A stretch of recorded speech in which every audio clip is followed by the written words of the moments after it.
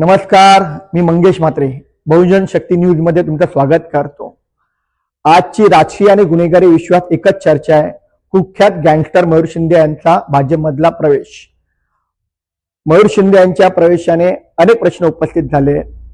Party with डिफरन्सचा नारा देणाऱ्या भाजपमध्ये मयूर शिंदे यांचा प्रवेश हा चर्चेचा विषय ठरलाय। तर कोण आहेत मयूर शिंदे?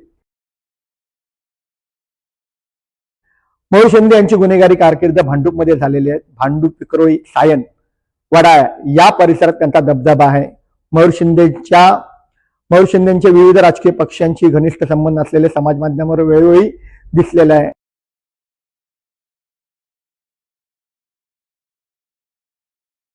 2011 साली मयूर शिंदे यांच्यावर मकोका अंतर्गत कारवाई करण्यात आली होती आणि त्यांच्यावर तडीपारीची कारवाई झाली होती। मयूर शिंदे यांची आपण राजकीय कारकिर्दी पाहू।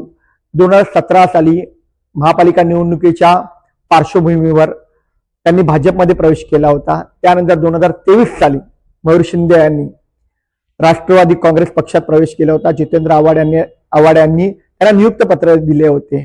त्याच्यानंतर ते पुन्हा भाजपमध्ये स्वगृही परतत आहेत। मयूर शिंदे ठाण्यातील सावरकर नगरमध्ये महापालिका निवडणुकीसाठी उभे राहण्याची शक्यता आहे। मात्र सध्याच्या घडीला मयूर शिंदे यांचा भाजपमधला प्रवेश हा गुन्हेगारी विश्वात आणि राजकीय विश्वात चर्चेचा मुद्दा ठरला आहे।